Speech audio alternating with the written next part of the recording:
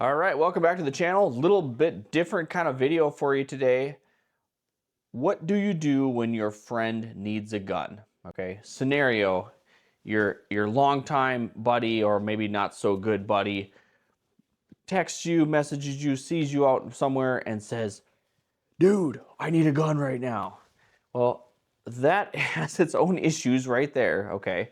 But there may be times in which you choose to be prepared to have a gun to hand to somebody, okay? In this case, we're going to use a pistol, okay? And I was thinking about three different types of scenarios.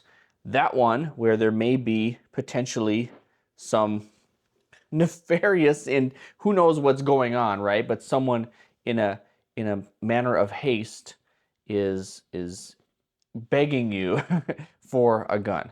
That has lots and lots of concerns, and we'll set that off to the side for a little bit here. But a couple other scenarios in which I can imagine would be one, you are about to teach a new shooter something. They have a little bit of basics, and it's now time for you to help them get more accustomed to firearms at the range. You want to have a setup for them. They don't have a firearm yet, or maybe not the one that would work well for the training situation you're gonna just help them with. But you want to have a package ready for them to go. Another scenario could be, now for example, I have a brother who lives in Australia. He has experience with firearms. I trust him, and he will most likely be visiting the States when I get married next year. But when he is here, even if we're just going to go to the range or something, I'd like to be able to say, here, you can use this while you're at the range. Everything that you need is there. Figure it out for yourself, right?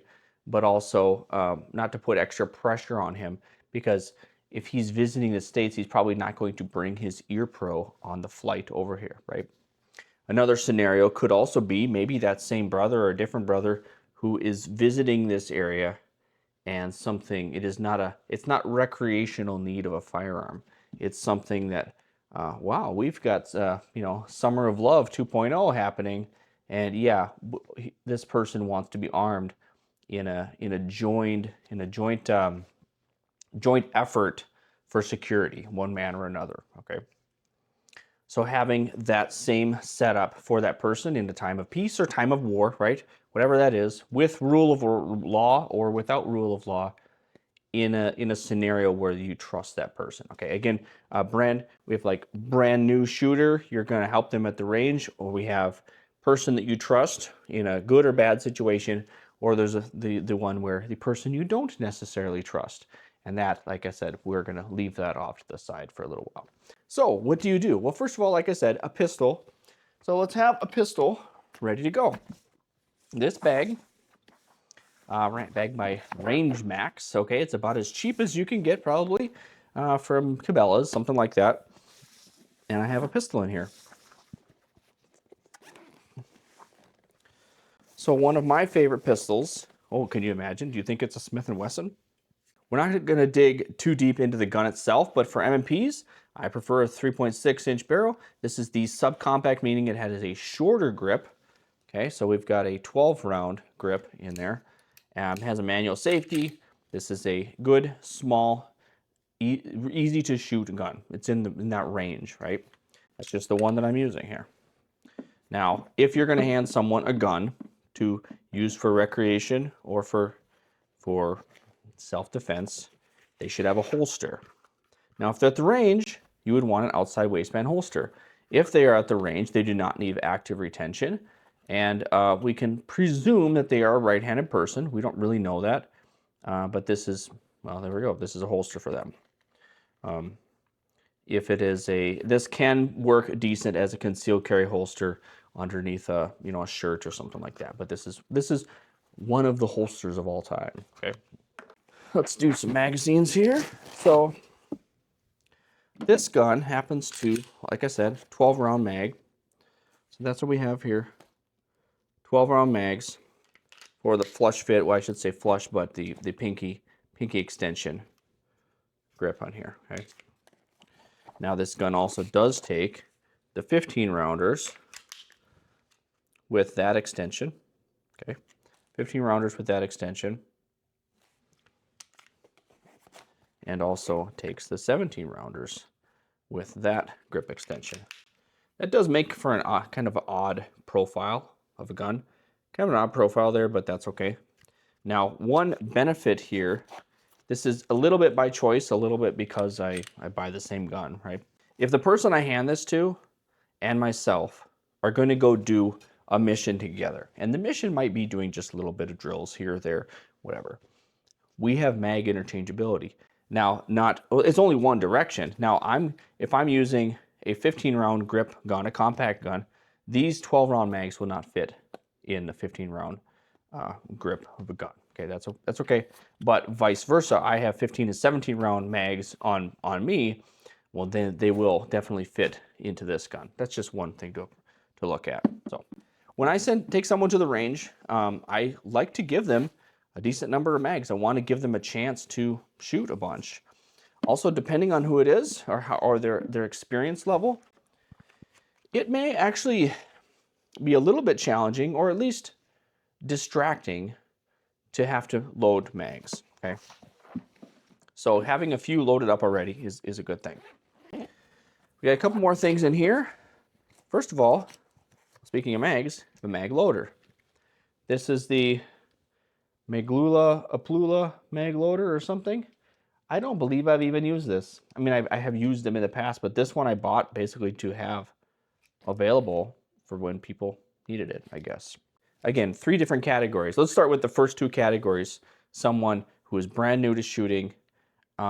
You want to give them a chance to succeed. You don't want them to be too distracted by loading mags. And also, you don't want them to feel unskilled or unqualified. Now, there's a level there. People do need to be qualified. But the challenge of loading mags, which some people handle very easily and others, it takes a little bit of time. Giving them a tool to just overcome that challenge is a nice thing to do. We'll go with that. Next, we have ammo. Makes sense to have ammo. Here's some 9mm 115 grain, standard stuff, whatever. But it's there, 100 rounds, there, ready to go. Easy package, whatever, you understand. Ammo, that's how that works. Okay. Now we get to the other stuff. iPro.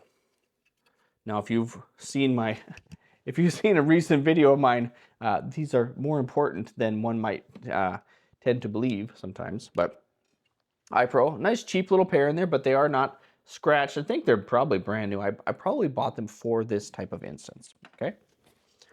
Now, EarPro, we've got a couple foamies. These ones have a little lanyard, and these ones do not. Not everyone likes different, like over-the-ear EarPro, or maybe they don't have electronic EarPro. Just simple foamies like this. You probably found these. I actually did find a pair of these in a gun that I bought, or in the box of a gun that I bought. So these are. I'm dwelling on it too much. It's easy to find these. Okay. Here's something which you might not always consider. Lens wipes. It's just kind of a consideration, just something nice to throw in there. It doesn't hurt anything to have one set of lens wipes. And then one more thing, which is not always considered, is a belt. Okay, bring a belt. Now, this is not a particularly sturdy belt. It's flexible nylon. I mean, it is. I have too many belts, so this can be in my inventory. I would not go out and spend $30 on a belt just for this setup, which may or may not even ever happen. Okay, but if you already have this laying around, it's available. Why do you need a belt? Well, most people, if they go to the range, they're probably wearing jeans or something. Doesn't necessarily mean that they're going to be wearing a belt. And I've had this situation happen. Someone who was actually, ex-military, retired military or something, had firearms experience, knew we were going to the range. This person knew that I was providing a firearm for them to enjoy. He wore jeans, okay, great, but did not have a belt. Not the worst thing. I had an extra belt anyway. I offered. In that case, he didn't offer. He didn't take the belt and the holster. But this is something it's an easy thing to overlook for a lot of people, And it's an easy thing for me to fix by having one with. And of course, back to the holster, we want to have a holster. If a person is just, especially a brand new shooter, is just out the range to shoot with you, they should have a holster, even just for convenience, but especially for safety. So, need a belt to use a holster, okay? So I talked about Ear Pro. It makes more sense to give someone a set of electronic Ear Pro, if you can. Over the Ear Pro, especially if they're just shooting pistol. Now rifle, depending on the low profile of a set of Ear Pro, a new shooter might find over the Ear Pro a little bit challenging as they're trying to find a cheek weld. It may distract them, or they could bump against it in a manner in which the hearing protection is compromised, and you don't want them, again, to have a bad experience of the range. These are I guess these are baby blue, so I don't know, this is necessarily gender specific. I mean, it isn't literally gender specific, but I would actually not bring these to the range for someone. And the reason being, this is my own messed up thinking, is that this does allude to some level of femininity, okay? A baby blue or even, I'll just say it doesn't feel as masculine. What I prefer, and this isn't for me, but this is for, again, providing a good experience for someone at the range. But what I prefer, still the same model and everything, is that this is pretty simple. If you are, even my brother visiting from Australia will be just fine wearing patriotic American, themed Ear Pro. But this is definitely gender neutral, and sometimes a female does not want to be using something which is directly marketed to females. Just like you go to the gun store and a gal is in there and they say, oh, you want this pink revolver? Well, that could be actually, insulting, or at least insensitive, or just the wrong marketing, right? So that was kind of an aside by itself. Lastly, if you are going to the range with somebody in a recreational or other scenario, you should have med for them. Now, they should have their own med. I can't have 24, instances of medical available to use, but I have this always in my vehicle, okay? It's the T-Rex, it's one of their larger med kits, and this hangs, with this carabiner, this hangs right at the back of, right on the back of my front seat of the vehicle, right? Hangs right there when I go to the range and everywhere I go.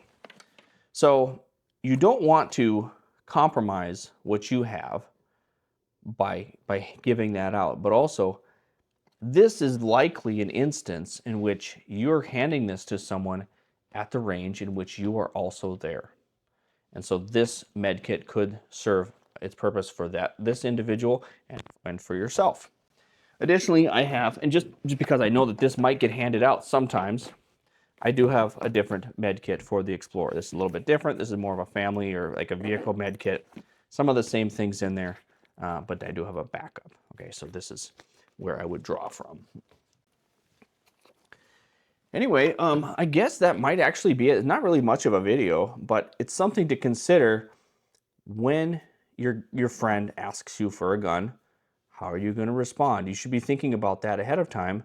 And if you want to be prepared like this, in a generous manner, if you are an evangelist like myself, in which I really do want people to have good firearms experiences, well, then I might take the time to set this up ahead of time with the things that I already have, right? This gun isn't going away. It doesn't mean I can't shoot it, while it just sits in storage. This is still available for me to use. But if this kit is set up, ready to go, then I guess that has its own value. I think we need a further discussion on what are the instances in which someone goes to you and says, dude, I need a gun. Something bad's going on, or whatever it is, right? Well, do they deserve the right to defend themselves? I believe they do. Did they deserve for you to just give them the things that they should have already prepared for? They don't deserve it, but really it depends on what is happening. Maybe that is something that you choose to be generous in that regard. And of course, it's, you would only supply someone with that tool if you trusted them and they were within the legal, parameters or all those type of things anyway. So I think that's probably all I can really say about this at the moment. Lastly, I'll just say, hey, look, I'm working on my studio here, I guess. It's going together one little step at a time, but I'm happy with what we were developing here so far. But hey, that's it for now.